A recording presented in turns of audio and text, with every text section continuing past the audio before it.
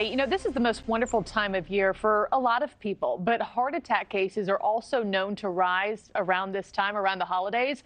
And sometimes help can be delayed or much worse, not even received at all when the symptoms are mistaken for other conditions.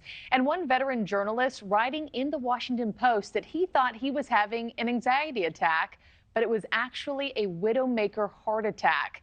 Let's bring in an expert here, Dr. Tom Pitts, a quadruple board certified neurologist. Dr. Pitts, thanks for being with us this morning on the heels of Thanksgiving. So many of us deal with anxiety, and we're used to those symptoms, right? But so many of those feelings overlap with heart attack symptoms. So how do we differentiate the two in the moment? Hey, Markie, Adrienne, and Nick. Happy post-Thanksgiving Monday here. Well, you're right in my wheelhouse today. I deal with this all the time in the ER, through stroke and heart attack.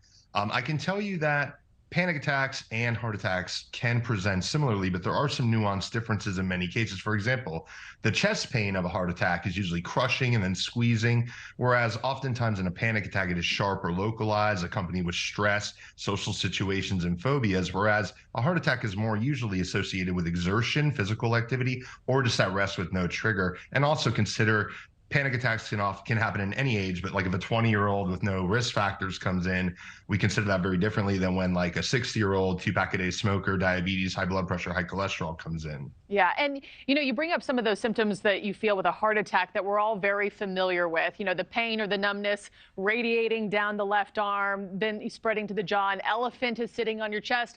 What are also some lesser known symptoms and feelings that people don't associate with having a heart attack? Well, first of all, Markie, nice job. You actually explained some of those anginal equivalents very well. We call those. Angina is when you have a block, an accumulating amount of kind of gunk or plaque that closes the vessel. And when you exert yourself, you have chest pain because of lack of oxygen. A heart attack is when a blood clot actually breaks loose and blocks the artery completely. And like you said, most often we associate that with chest pain. Women, however, especially postmenopausal women, can also have what we call silent events. They may have no symptoms, but people may feel things like nausea, back pain in between the two scapula or shoulder blades. You might feel nausea or vomiting. Like you said, jaw tingling or heaviness into the shoulder. You might even have loss of consciousness or palpitations like the heart is jumping or beating, shortness of breath. Yeah. These are some of the lesser known anginal equivalents, we call them. Yeah, really good to point out. I was reading this Washington Post article that was written by this veteran journalist and what he was feeling just on a walk with a friend. And I think, so often with anxiety, we're told, ride the wave. This too shall pass. Your body can only hold on to that adrenaline for so long.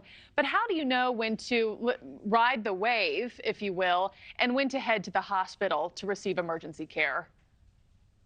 Yeah, like generally speaking, don't ride the wave, especially when you're like a 50-something-year-old guy doing physical activity, having the acute onset of chest pain.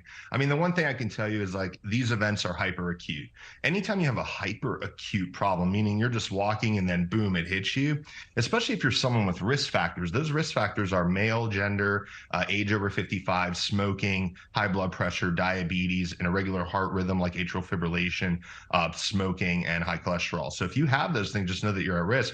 We don't need you to kind of figure it out. I always say when you come to the ER, people feel foolish sometimes when it's a panic attack, and they shouldn't. We diagnose a disease. That is a medical problem. And I tell them I'd much rather hug you and tell you you're fine than, tell you, man, you should have come in a lot earlier. Because we do have a door to needle time to get you to the cath lab to put a stent in and open a vessel if you are having a heart attack. So time is heart. Yeah, time is ticking. And also to just, be your best self advocate. Know if you're in that category of people who's at high risk and listen to yourself, as always.